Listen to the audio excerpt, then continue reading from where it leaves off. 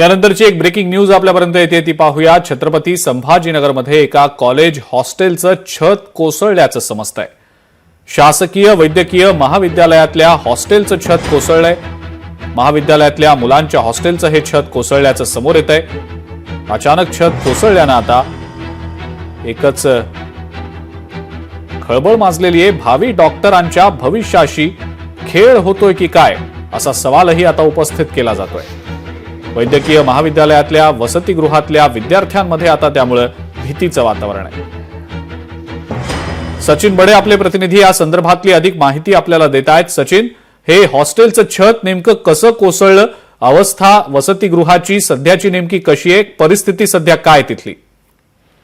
अजिंक्यजी, छत्रपती संभाजीनगरातील शासकीय वैद्यकीय महाविद्यालय म्हणजेच घाटी रुग्णालय या ठिकाणी जे विद्यार्थी आणि डॉक्टर्स असतात ते वसतिगृहामध्ये राहतात। मात्र महत्वाचा या ठिकाणी प्रश्न हा उपस्थित केला जातोय, ज्या ठिकाणी वसतिगृहामध्ये हे विद्यार्थी राहतात, डॉक्टर्स राहतात, तर त्यांच्या वसतिगृहाच्या भागातील म्हणजेच वसतिगृहाच्या समोरील असलेलं जे काही पोर्टचं छत आहे ते कोसळलेलं आहे।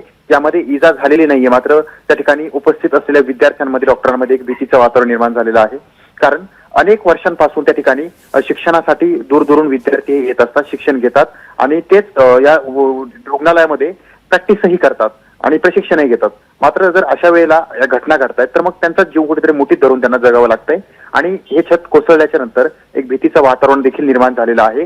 कारण याच रुग्णालयामध्ये राज्यातील विविध भागांमधून उपचारासाठी रुग्ण हे येत असतात आणि त्यांचेच उपचार हे डॉक्टर म्हणा किंवा हे विद्यार्थी म्हणा हे करत असतात। मात्र या ठिकाणी छत कोसळलेलं आहे, त्यामुळे त्यांच्या मनामध्ये एक भीतीचं वातावरणच आहे।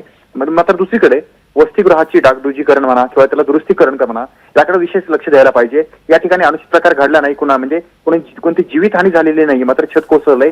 मात्र सुदैवाने यामध्ये कोणाला काही झालेलं नाहीये, मात्र दुर्दैव हे म्हणावं लागेल की छत कोसळलेलं आहे। त्यामुळे या घटनेतून पुढची समज का होईना आता ही घ्यायला हवी। ठीक आहे सचिन, धन्यवाद सविस्तर माहिती दिली त्याबद्दल।